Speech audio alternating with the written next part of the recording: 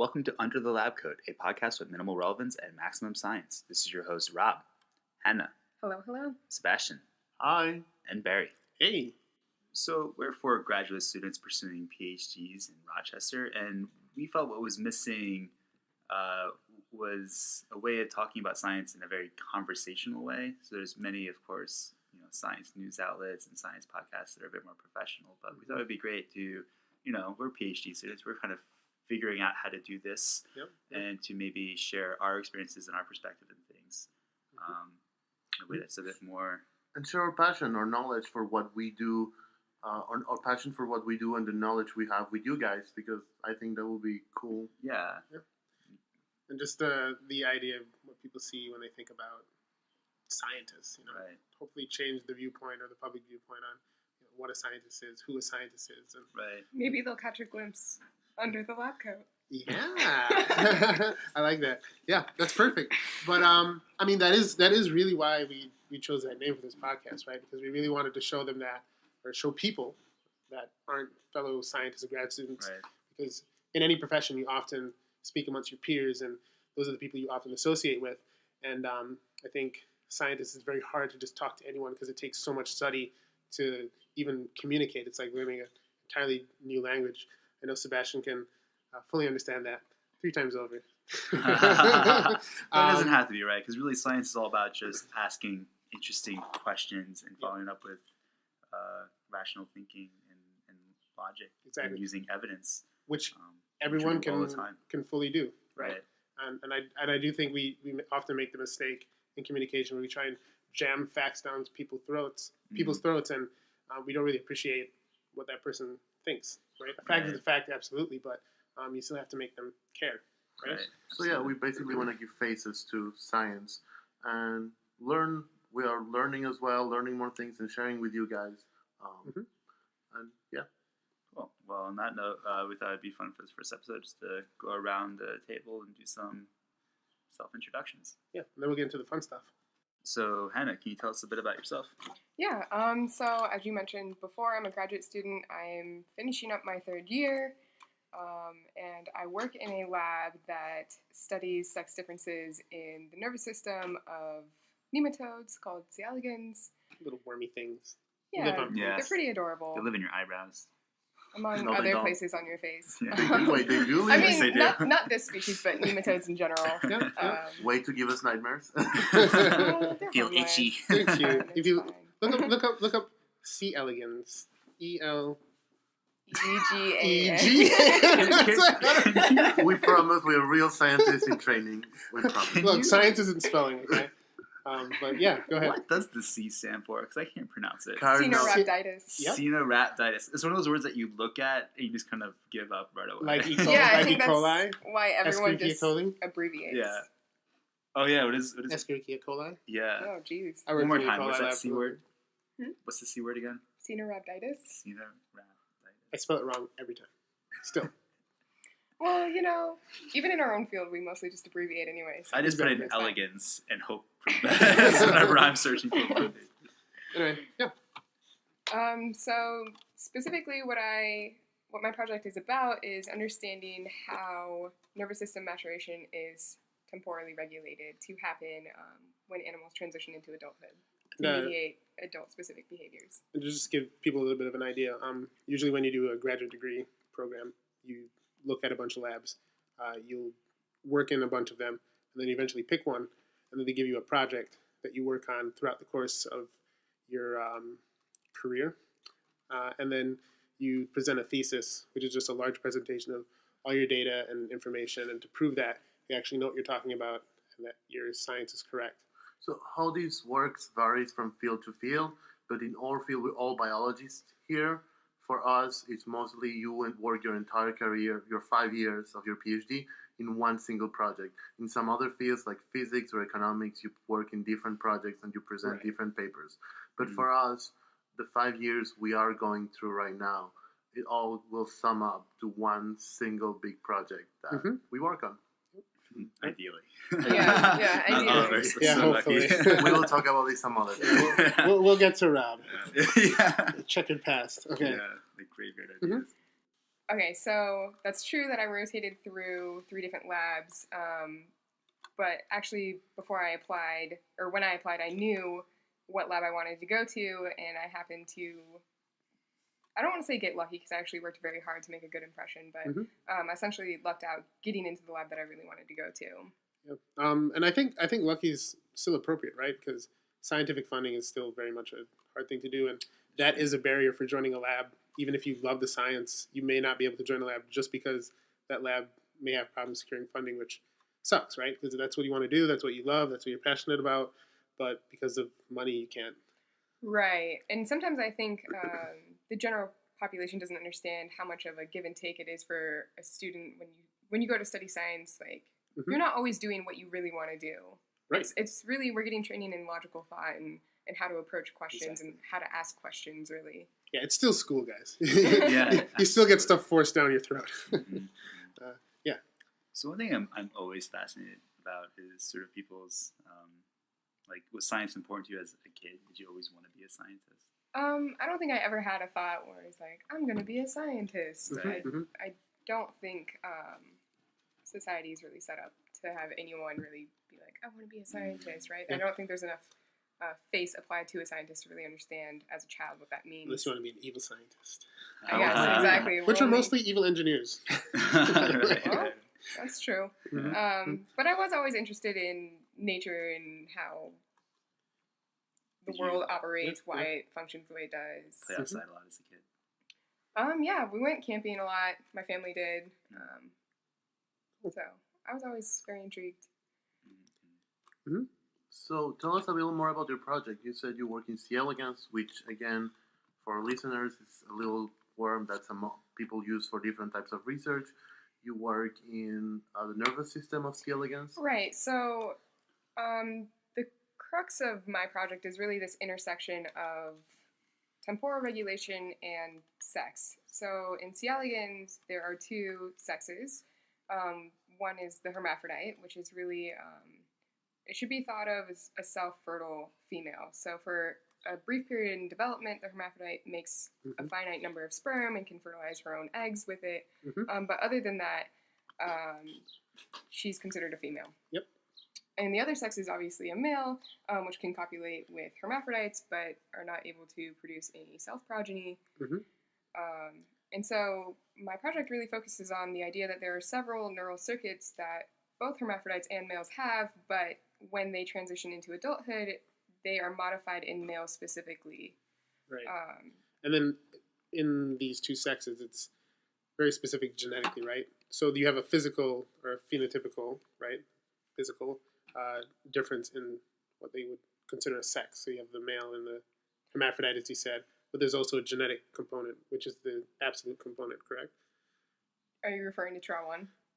Not necessarily. More so about the X chromosomes and. Oh, okay, yeah. So how does that work with worms? Right. So with C. elegans, the primary cue for sex determination is the ratio of X chromosomes to autosomes, and autosomes are just all of the other chromosomes that are not related to sex. Right, because in humans we have women have 2 X chromosomes, men have an X and a Y.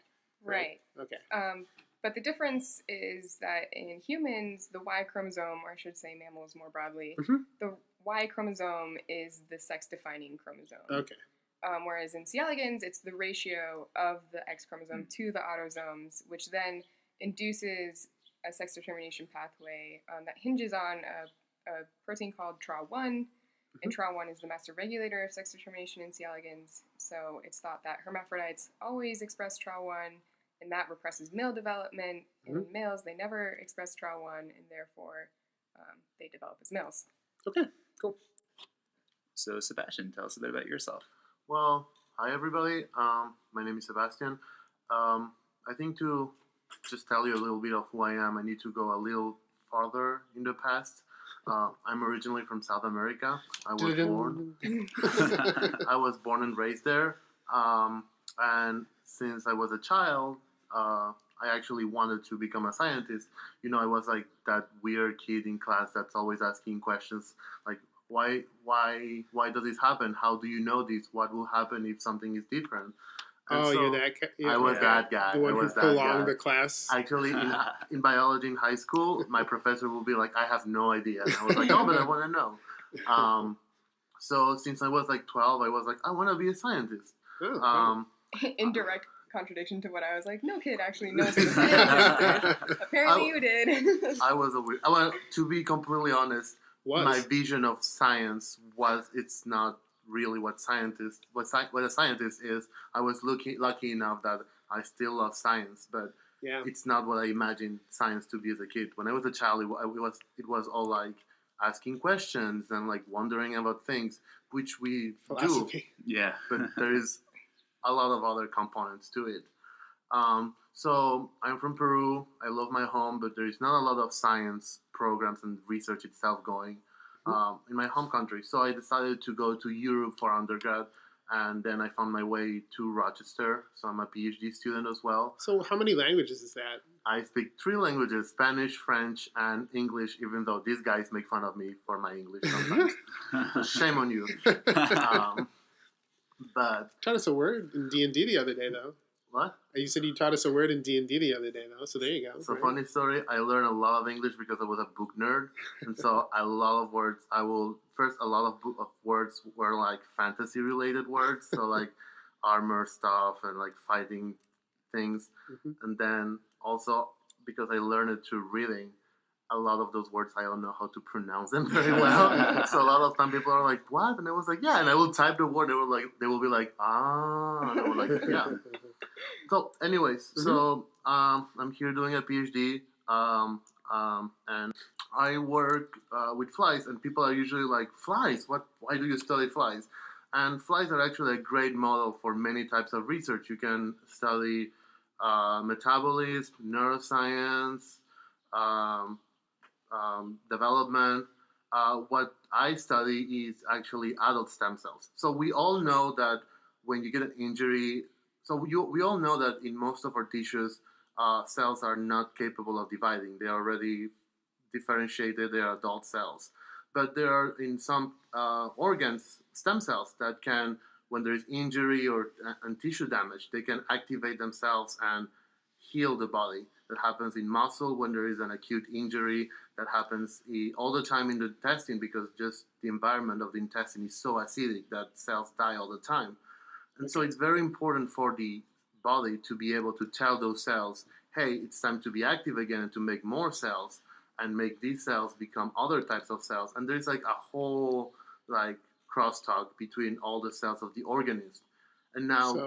So what you're saying is, right, is that these stem cells kind of help repopulate the differentiated cells because they can't themselves divide. Yes, exactly. Right? So normally, fully differentiated cells that already are committed to doing something in the body. So like if it's like a muscle cell or a neuron or something like that, and it can't itself divide, Exactly. there's a stem cell that can help repopulate that if it's lost? Yeah, okay. Exactly. Okay. So differentiated cells cannot divide. So it's the stem cell. It's up to the stem cell to make a new cell that then will become the adult differentiated cell. So it's very important in tissue, in muscle, upon muscle injury, and especially in the intestine, because as I said before, it's so acidic. Cells keep dying all the time. So it's important for these cells to be able to know when to divide and what to become, what types of cells to differentiate into. And you study all that in flies? Yes, because flies, what I study intestinal stem cells in the fly. Okay. Because flies have A, an intestine, and B, there are stem cells in the intestine of the fly. And so you can manipulate genes and see how they will affect the stem cell. Will it be able to become other types of cells? Will it be able to repopulate the tissue if there is tissue damage? Or will they just die? And my project is just basically understanding different genes and how they affect the maintenance of the tissue in the fly. And before you ask why is this important, well, stem cells. You beat me to it. I'm always thinking about that. Stem cells. Stem cells are important, duh. And also it's very, very, very, the genes that are involved in maintaining the stem cells are very conserved in humans. We have very similar genes that do similar things. And so understanding how flies do this, it's a key step to understanding how we do that. And that's what I do. And I talked a lot, and I apologize for that. It's okay. But I think the big thing is that a lot of people don't realize how closely flies are related to humans genetically. Yes. Right? Yes. And that's kind of why you can get away with studying flies. People don't think about it, but when you think about a cell of any kind of animal organism has to be able to divide, has to be able to repair DNA, has to be able to make proteins. And in science, we generally see that as something very grounded or something that happened extremely early in evolution. Exactly. So you can trace it back very far. So it's the same. I'm doing air quotes. It's the same, or thought of to be relatively the same, as you go along different species in terms of something basic like that, right? Exactly. Like cell division. People never think about how easy it is to use other organisms to just study these questions. Something very silly, but like we all have heard about the cell cycle, mitosis. Those words are buzzwords that we know. And the first time people understood genetically how the cell cycle was regulated is by studying yeast, because they're very easy to do manipulations and you can actually take human genes and put them into yeast. Yes. And it still works just the same, right? And even in flies, you can take human genes and put those in flies and it works just the same. Yes, Okay, yes, yeah. because Right. they are very similar. So studying things like yeast and flies. See, I learned something in your lab. elegans. I think we should point out that it depends on the gene, though. You can't just do it like any gene that you're interested in. It has to be something that's very essential and conserved point. throughout the animal kingdom.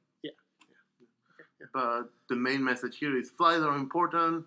Smiley face. XOXOXO to all of you. Thanks, man. Okay, and Berie, Hey, how's it going? pretty good. So, how about you tell us a little bit about yourself? All right. Actually, I think of all of us, you're the youngest in terms of your I'm a science PhD baby. career. I'm a little science baby. Yeah. So I think I should probably start off by saying that I've been commenting a lot on both Hannah and Sebastian, mainly because I rotated in both of their labs when I was doing my rotations. And I actually ended up joining... He knows all of our dark secrets. I do. Never... Don't cross me. But I did end up joining the same lab that Hannah is in. And I'm still technically doing my rotation. It ends Wednesday. Yep. But I'm in there. I got in. You have a desk. I have a desk. Real. Yeah. And it's not next to a goldfish who splashes water all over my papers when I'm gone. Paul. Little Paul. Anyway, so as of right now, I'm just looking at a specific neuron in C. elegans. So as Hannah explained, we study the nervous system in C. elegans, and there are, and like she said, all the different neurons are actually mapped.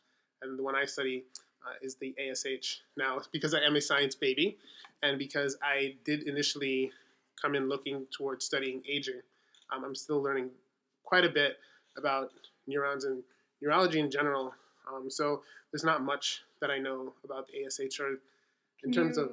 tell us why you're focusing on ASH specifically? If not, that's okay.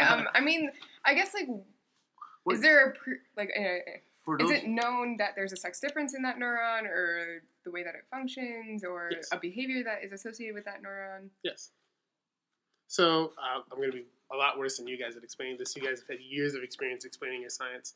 I guess this is the first time where I've actually been asked to really talk about this in any kind of... This is good practice. Take this as a live training, so hundreds of people, hopefully hundreds, can hear you talk. So all of you can see how a first year fails at communicating his science to his peers who are much more versed than him. So there are sex differences observed within this specific neuron. It's called the ASH neuron.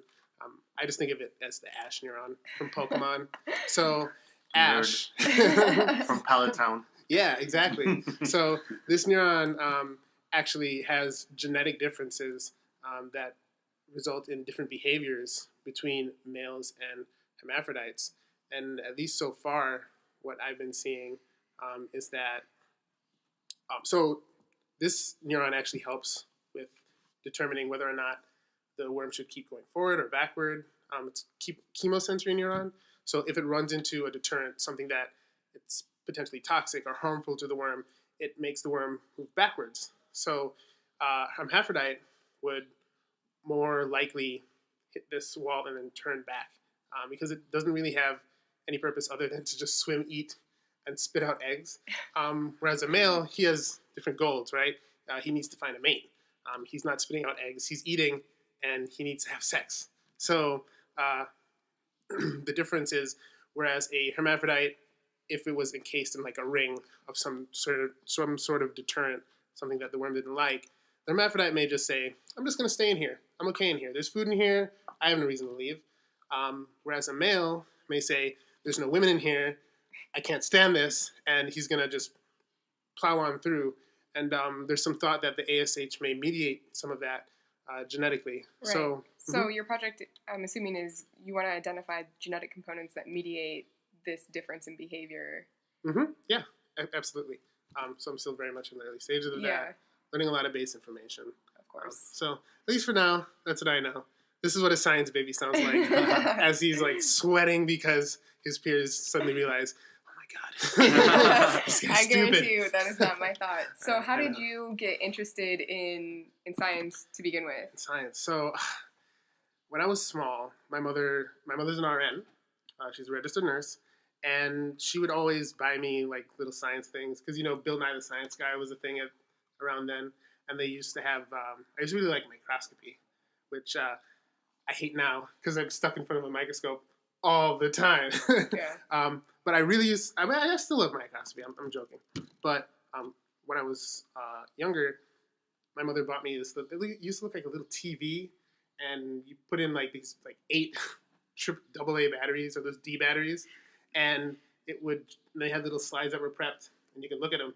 And from then, I always had some kind of interest, but it never occurred to me as a child that I wanted to actually do science.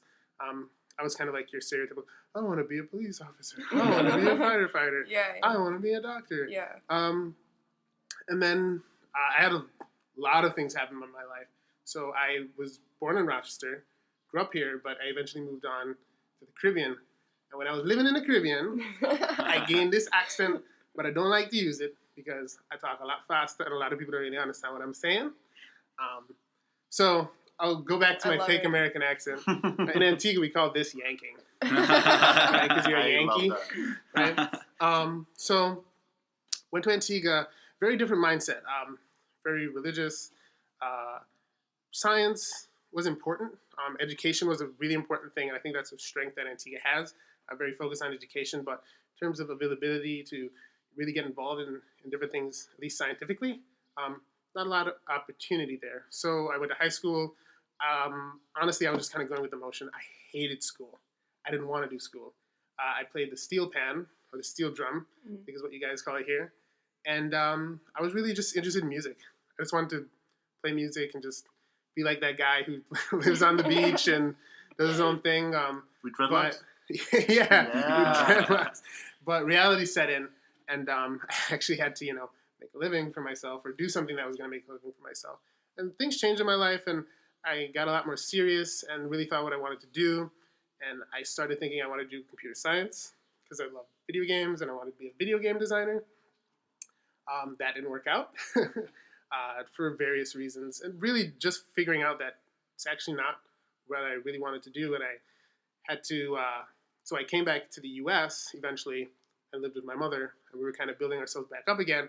And I began going to a community college. And at this point, I had never put any interest in education. And partially, some of it was due to self-confidence in education. I really didn't think that I was capable of doing anything academically. I was convinced of this. And it took an English professor, oddly enough. I won't name him, but he was fantastic. In the most glorious of ways. Loved him. He unfortunately had MS. I don't know if he's still with us, but he was really a great inspiration to me. And if he's listening to this for some weird reason, you know who you are.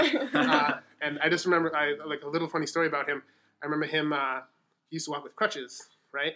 And one day, and his MS was getting worse over the course of the time when we were taking the class. And one day he came in on a scooter, but he didn't just come in on a scooter. He came in, did like a little drift, and then did the most fabulous hand wave with his pearl earrings in and said, "Hello, everyone, I'm here. Welcome to English today. I got my new little scooter," and loved him. It was great. It's fantastic. And I remember him asking us to write a paper of something we were interested in. And my mother was telling me about the Da Vinci machine, which is a machine that they use for minimally invasive surgeries. And oddly enough, I just wrote a paper about it. And he sat me down and he's like, "So what do you want to do?" Because I thought this paper was, really good, very well written. It's like, "What are you doing in my class? You seem like you're beyond this." And I said, I was taken back because no one ever complimented me that much on my education. And he said, "No, like, why are you stopping yourself? Why are you saying that you can't do this, that you don't think you can do this? You can do this. You're a smart guy, push yourself." And I really started to push myself. And then I found myself doing really well in biology and found myself really interested in biology. And then I went to a 4-year college, got my bachelor's degree in biology, and tech for a year, and ended up in the genetics program.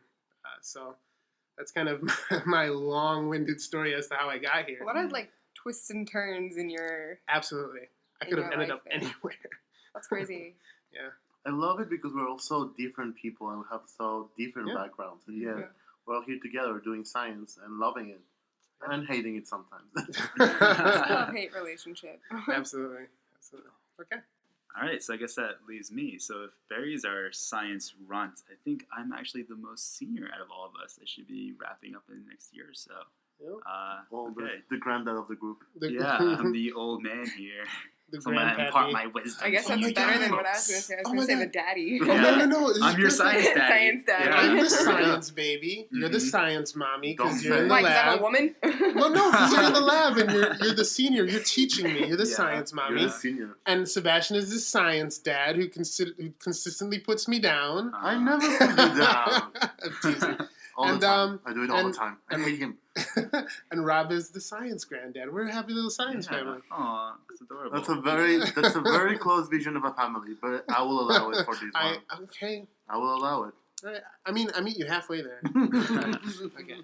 So I do my research also in a fruit fly lab. with Fly. Sebastian. So 2 flies, 2 worms. 2 flies, 2 worms. All you need that for- starts all- like the sound of a very. Let's not go there. That's Sorry. all you need for some moolah. It's interesting listening to Hannah and Sebastian because you guys have these very basic research projects that that are very important, but maybe a little bit harder to. What do you mean by convey. basic? Oh, basic. You're asking very Basic. fundamental questions. Am I a basic bitch? That's what you Sometimes. You're a In basic a- science bitch. In a way, I feel like I'm kind of cheating because I study aging, right? So I don't need to convince anyone that this is an important thing because we need to all. It's not as difficult to convince. It's not as difficult to convince. But maybe you need to convince people that fruit flies is the appropriate Yeah. flower to use. To do aging, that is right. It's not obvious. So, so I think what's interesting as being an aging scientist though is everyone's like, so how do I live longer? And I think most aging scientists though, we don't have this this idea that we're all going to be immortals. I think it's more about Health health span? span, right? Yeah. Like how do we treat age-related diseases? How Like do we live What's better health longer? span versus lifespan, Rob? Right. So lifespan is just how long you're going to live. The years. But your health span is how many of those years are healthy and disease-free. Yeah. And so we find that, in systems where we can make animals live longer, which is possible, these mutations in drugs, that they also seem to be, they delay these onsets of these age-related diseases. But they're pretty decrepit too, right? Despite their age. Yeah, well, not always. I mean, you can, with fruit flies at least, you can have them climb and fly better. Yeah, but they look like their wings and their bodies look like shit. Well, that's because they beat each other up. That's not Because there they're is aging. aggression in fruit flies. There is aggression in fruit flies, and we do. Not every fruit fly gets its own little vial, little house where it gets to live. It has We to. will talk about the conditions in which we keep It's- fruit flies in another It's episode. pretty, yeah. It's So pretty tune bad. in again to Yeah, tune in learn again. how you keep fruit flies in the lab. I know, it's so compelling. So how did you get into studying aging? Were you always interested in aging, or were you kind of fell into it? Yeah, I think part of it was when I was in college, I didn't live on campus. I lived with my grandparents, and so I spent a lot of my weekends kind of caring for them, doing chores around the house, and they suffered from these diseases. My grandma in particular had really bad arthritis and diabetes. My grandfather had heart disease, some lung issues. And so when I was looking for labs, I was, when I was an undergrad looking to do research, I was really interested in this question of metabolism and aging and how to become these therapeutics because it was very real to me at the moment. And I ended up in a lab that was using fruit flies. So I've always been into fruit flies. I haven't deviated. Yeah, it's not like you have a fruit fly tattoo on your arm. I do have or a fruit. I anything. have branded myself as a forever fruit fly biologist. But yeah, that's definitely what attracted me. And when I learned that there actually are ways to extend longevity in these animals, and not just in simple fruit flies, right? We have mouse models now that live longer, and all sorts of Worms too. Worms too. Yes, I cannot forget about the I feel like worms. they're at the same level of fruit flies with simplicity. Well, the first mutation that was ever found to extend lifespan was in worms, right? Yeah, DAF16. that's true. So this actually is like Twofold? our foundation for. Was it DAF16 or DAF2? Def I don't 2. remember. Okay. It's DAF2. Sorry for the Let's misinformation. try to avoid Yeah, Daf names. It's One. Def. Sorry. Oops. Sorry. It's Def 2. my mistake. It's We'll add that in later. But DAF how- 2. It has Because- to do with nutrition and dieting. I actually Exercise and diet. That's You'll live a long actually, life. when people say like, "How can I live longer?" I feel like We've well, really you kind can of- exercise and eat well. Which is more and more evidence that is actually just the answer. It really is, right? Or at least, the drugs that have been shown to extend longevity act on the same molecules that exercise and eating well do. Yep. And so I think this idea that we're just going to make these magic pills, maybe, but, we have this ability right now to really take your Just don't be health in lazy. your own hands. Mhm. Yeah, just So don't be basically lazy. you're telling all of us that we should do more sports. That's our health content of the day. Play some sports ball. Play some sports. I don't know. I am not. I'm your stereotypical nerd. I don't play sports. I don't know what I'd recommend. This is The social shame that goes along with that. But what yeah. about So you? what's that? So let's hear some more about you. Yeah, Mhm. I started off saying that I was really interested if you were interested in science as a kid, because I wasn't, so I was, from kid onward, I was never particularly good at science classes, although I was a bad student. I wasn't good at any of my classes. Same. Yeah. But, one thing that was interesting is when I was a kid, I moved around a lot. I didn't have a ton of friends, and so my escape and sort of, therapy for that was I read a lot of sci-fi and I read a lot of fantasy. See, I did it with video games. Yeah. And similar, I have a lot of affinity for your story because my English teachers were always the most inspiring teachers in my life. My English classes were the only ones I did well, relatively. I mean, I had B's as Same. opposed to the C's and D's and Same. everything else. Same. But I loved storytelling. And when I started Yep. college, I wanted to pursue a degree in literature. You look like an English major. Yeah, thanks. But like I said, this experience of living with my grandparents, that seemed too abstract. I wanted to be a bit more involved in the world. Mhm. And I shortly toward the idea of going to med school until I got myself into a lab. And so, when I joined the lab, it was kind of like, oh, I'm going to put this on my resume. And it wasn't something that I had a lot of passion for at the time. Yeah. But once I was in there, I remember one night I was in the lab. It was like 8 o'clock. I was by myself. It was just me in the lab. And I looked around and I was like, this is what I want to do. Yeah. It was great. I'm asking my own questions. I'm very independent. I like kind of being in charge of my own time. So I want to point out, I've known you for 3-4 years now, Yeah. and I never knew that story about why you go into science, and I don't know, Yeah. it's just really, really nice. Well, I think we're all learning a bit about each other. This is Yeah. bonding. Yeah. We're a family now. Apparently, I'm the Yeah. dad. You're I'm my the son. science- I'm I'm the, the I'm science the guy. daddy. You're the granddaddy. I'm the granddaddy Don't of it all. never say that again. But it's interesting for me because this is all coming full circle. Because as Mhm. much as I do love science and how important science is about how society is going to change and how it's going to influence everything, it's really telling these stories, right? Right, And now right. doing these things like the podcast and trying to reach out to the public and tell them our stories. It's kind of like I'm an English major all over again. Yeah, This I mean, is what because really this excites was your me. idea. Yeah. We were just shooting the shit, and you're like, I always had this idea of a podcast, and Yeah, because I always feel like there's not enough accessibility. I mean, we have some great celebrities. We have Bill Nye and Neil Neil deGrasse deGrasse Tyson, right? But they're already established, and I think they still can be a little impenetrable. Like, oh, those are the smart guys. yeah, And exactly. I think that what's really missing is this. Let's just tell our stories and make it very open and show people what we do. And we might be scientists in training, whatever that means, but Yeah. we're just normal people. Right. We have problems. We have personal problems. We have work problems. We have victories and defeats all the time at work. Right. And we're I don't know, really, it's- really dumb. What? At least If I am. I've learned anything through grad school, it's that I'm not nearly as intelligent as I once believed. We are really, really dumb. That's something we all learn collectively, is that whenever you are doing science, you always find people that are way smarter than you are, and it makes you be like, wow.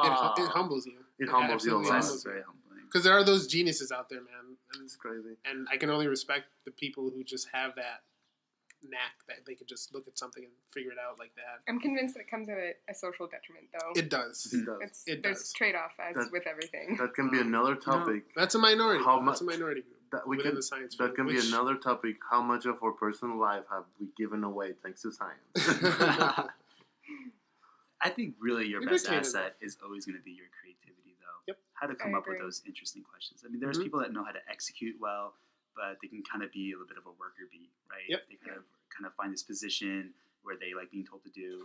But I think, I mean, really, don't be intimidated by someone's intelligence. Just ask fun, interesting questions. it's and learning. Remain open. Yeah, it's learning. right up Yeah. to the echelons of a PhD. It's Right. learning. It's always going to be Even learning. post PhD, though, like Yeah. Even to our stay on top of. PIs, our principal investigators, who are the ones that we work under, who mentor us, that help us to stay on track of what we need to do to accomplish our PhDs. I mean, we've experienced times where even they're like, "Oh, I didn't know that." You know, Yeah, and they're learning. constantly learning, constantly reading papers. And I think that's what's important for us and for everyone that wants to do science. It's just to keep learning, to stay humble, to stay being able to be like, I don't know. Can you tell me more about what you're doing? I don't understand this. Can you tell me? Because it's very hard to not feel ashamed sometimes. And it's not about that. It's just about being open and be like, I don't know about this. Can you tell me more? I want to learn about it. I really, really want to learn more. And that's something we strive to keep. And that's something we want to share about. I'm talking too much again. I'm sorry. Oh, No, but I that's- just love your accent anyway. It's great. It's okay. Well, Okay, so this next segment is called Third Arm on the Right. And it was inspired by our discussions of how octopus is made. So it turns out that the third tentacle on the right for a male octopus doubles as his dick and will actually stick it into the mantle of the female and deposit sperm. So the mantle, I guess, is like the vaginal cavity. I think, from my understanding, the body plan of the octopus is essentially legs, then you have like its mouth and its face, and then it has like body. So like the mantle is considered like the general body, And it's and it has the gonads in the mantle. it's kind of like where our brains are, is where. so it's basically having your vagina next to your brain. It's hard to Yeah. to reconcile like what we consider a typical body plan with the body plan of an octopus, especially since they don't have like a brain really. Yeah. Oh. The nervous system of the octopus is pretty evenly spread out throughout its entire Oh, body. I didn't know that. I always Yeah. thought they Yeah. had some sort of central. Well, because it I looks saw so, that too. Yeah. bulbous. You just Yeah. assume there's. He just looks so smart. I- Like a big alien. Yeah, and that bulbous part that people confuse for the head of the animal is actually its mantle and has its gonad and Yeah. presumably other body parts. And so the reproductive organ will be the third arm on the right in this case. For the male, yes. So this is all to say, of course, that there's incredible diversity in the animal kingdom, and one of the best ways to appreciate that diversity is by looking and understanding how animals fuck. So what we're trying to explore here is look at different mating behaviors of different creatures and understand how those behaviors, one, came about evolutionarily, what their benefits are, but also, a lot of times these behaviors come with a cost. Mm-hmm. And it's actually a great way of understanding diversity. Or they're just really freaking weird. And it's / funny. interesting. It's funny to watch, to see, and to understand what's happening with these species. Yes, Or they make hilarious sounds, which is what we're gonna talk about today. as we'll come to see. All right, guys. So I remember this week we were talking and we were discussing coming in and figuring out what we're going to talk about, and then somehow it came up that none of you actually know what turtles sound like when they have sex, which Because this is common knowledge, apparently. it has to be. It's like an internet meme, right? Or it was quite a few years ago. But I asked you to not look this up until today. I wanted to, but I didn't do it. Okay, so I'm curious. What do you think turtle sex sounds like? I want to imagine it as being kind of like bassy moans, like whoa. Okay. That's my. When I went home and thought about this. So that's Rob's thing. Okay. Do you think a small turtle versus a large tortoise would make like different sounds? Or... Okay. Was that the bigger one or the smaller one? That's the smaller one. Because he's more constricted. Hannah, what about you? Any ideas? Any? I feel like it's just gonna sound like screeching. Screeching? Just Please, like, I'm not going come to on, vocalize. your best try. Come on. No. Give us your best turtle. No, mating it's call. not Come on. happening. Oh, come on. All right, Sebastian. Well, I want to believe that turtles are silent animals. However, after you told me that there is actually noise, I guess in my mind there will be something like a popping sound? Popping Why? sound. Is it because Is of their that mouth? their mouth or Is like it the 'cause- genitals? both. I don't think turtles have lips. How do they make that suction? Maybe it's the sound of, the action going Oh, on. You're talking about Oh, the this is a turtle and turtle spanking fight. sound. Oh. Actually, they're two hard shells, right? So it should be more of a kind of a Oh my thing, god, right? that sounds so painful for one of the turtles. I don't. Okay, Oh, so- action there, but... I suggest that we start with the smaller turtle, and then we work our way up. Okay. Sounds good. As you Alright. do in sex. Anyway. What? You start small and work your way Again, up. yeah. This is not a family podcast. If you are under 18, don't watch turtle having sex, please. Or do, and just This don't is tell your parents. educational. Okay, Exactly. do it. Fine. Tell all your friends and tell all of your friends Yeah. to watch this, listen to this podcast. Do you want to be cool in school tomorrow? If you talk about turtles, Tell having them, sex. I listen to Under the Lab Yeah. Coat, Yeah. and they talk about Yeah. penis hands and turtle sounds. Before I listened to Under Lab Coat, I never had a date, and now with my turtle calls, all Okay. come to me. All right, let's get They all into this. come Women in the octopus. Turtle whisperer. I become a turtle whisperer. I am very excited for you guys to hear this. Is this the big hope turtle? I hope. Go that ahead. seems pretty big. Oh my. Go for it. Okay, let's go. I think, this is a small turtle. It's got to be. Oh my god. Is it farting? What is it doing? It's moaning. what is happening? It's really Yeah, funny. get it. Get it. Get it. Yeah. No emotion. Obviously, she's an No, active emotion. participant in this. I feel Oh, yeah. bad He is for the loving female it. turtle because I mean, she's like I feel what you, special sister. lad. What other face can you make if the guy's making that sound on top of you? Oh my god, the turtle is really happy. What is He's that? breathing. Yeah, He's working hard, man. I just feel like I don't see any movement going on except for like his shoulders. It's all shoulder. What's happening? Look. Oh. Breathe, buddy. Breathe. What is happening? Oh my god. I He's think- coming down. Yeah, I think that's what we're witnessing Oh, here. this is. And that, children, is love. Oh god. Hey, he pulled out. Uh, Smart man. Okay. All right. So this is a small turtle. What did you think? That was horrifying. What I did like you? one of those children toys that you squeeze and Yes. Yeah. Yeah. It's like a dog chew toy. Are you surprised by the sound, or does it seem like it's appropriate for like a turtle? I don't know. I mean, It's not what I thought it would be. Yeah, you were pretty close though. You were like said it was gonna be I like. thought it was gonna be like more of a continuous, just like moan. I didn't think like with each breath, You thought it was gonna sound like like a monk. like A myself monk? basically. I don't know, meditating. Just. Yeah. Yeah, because turtles look so wise. Maybe it's a mistake. Maybe it's not monks chanting up in the mountains. It's just a bunch of turtles It's a banging. turtle thing. Yeah, yeah. Okay. That was very enlightening. Okay. This is the best. No one cares what I'm saying. Large tortoises. Ready?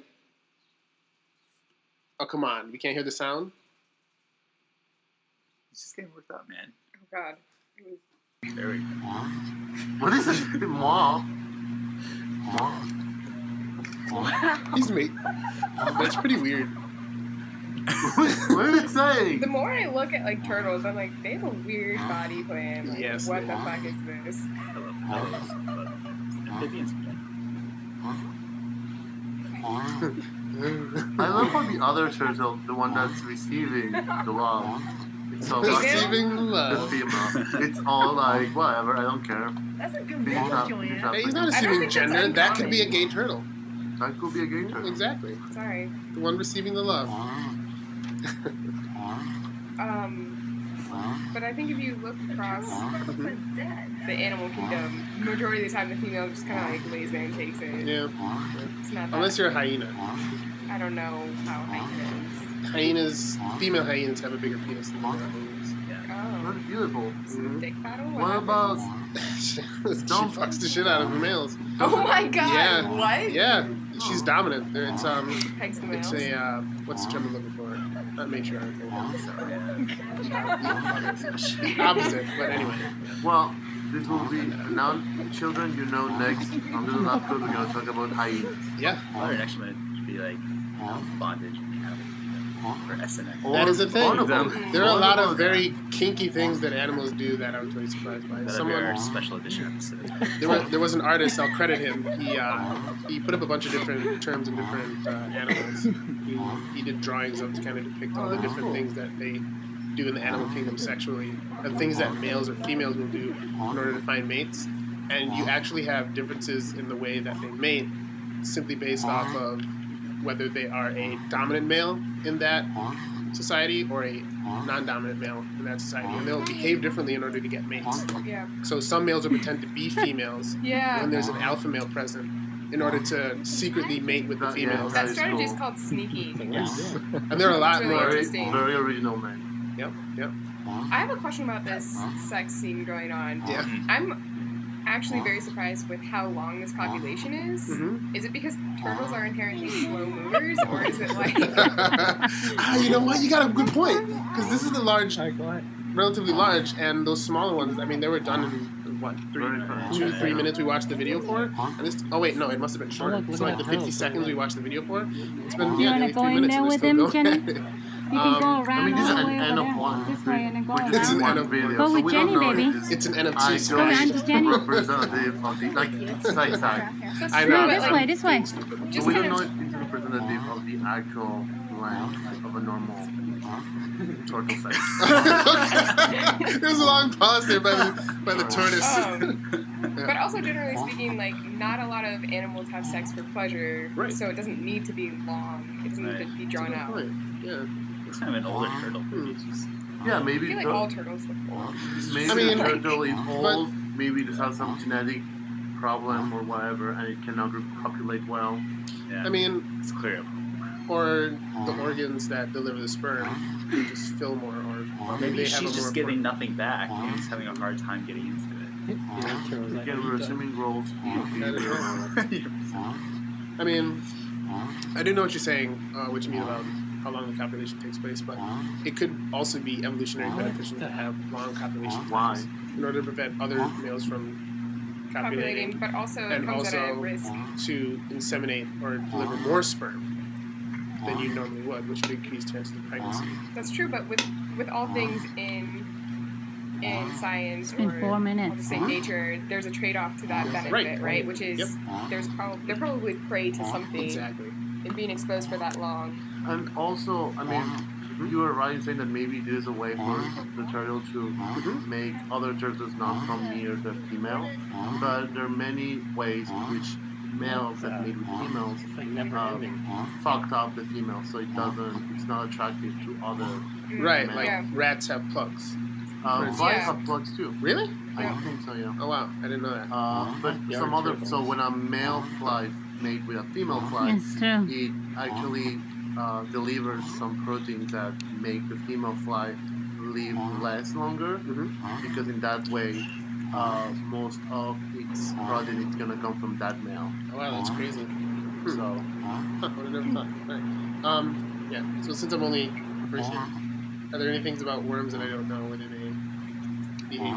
We've been in a sex and behavior lab many times over than I have. So, I mean, generally speaking, from the hermaphrodite perspective, young hermaphrodites that have self-sperm still will try to run away from males. Okay. They try to avoid copulation. And it's actually been shown that as the hermaphrodite ages and loses self-sperm, they change their pheromone profile to become more attractive to males. Okay. Well, Uh, but there's as no for end. the male perspective, mean, you've seen them. They're kind of Yeah, they get into clusters of just like themselves males fucking each other. trying to at least just Are you tracing each done other yet? over and over and over. Yeah. They'll take their tail and they'll just trace because they're looking for the They've gone vulva, on for hours. and they'll just trace the entire worm over and over and over. And if it's two males, they're too stupid to realize that they're both males. So they can't recognize. So they're just tracing each other looking for non-existent vulvas. I'm sure they can recognize them to some level. Yeah. All right, everybody. Thanks for listening to us. You can check out our website at underthelabcoat.wordpress.com. You can also reach out to each of us on Twitter. I'm at Professor Squarehead. I'm at the scientist Han. I am at Sebisai. And because I'm a boring person, I am at Berie Crick. And but you know the quirky thing is, right? I spell Berie Berie, and it's Crick, not prick. Wait, you spell it Berie? Because that's how I've always spelled it. Yeah. Really? Yeah. A lot of people. I thought you were gonna go into berry as in like The berry. Yeah. But most people spell it like the berry all the time. Like if I go to Starbucks and they're like, "What's your name?" Berry, and I'm like, "All right, I'm a fruit now. Great." So at BerieCrick. You need a new Twitter account, man. I'll change it. I'll make it a lot better. I think Berylicious is the best to go. Oh my I god. All right, everybody. Thanks for listening. Thanks, Love you. guys. Bye. Bye. Bye.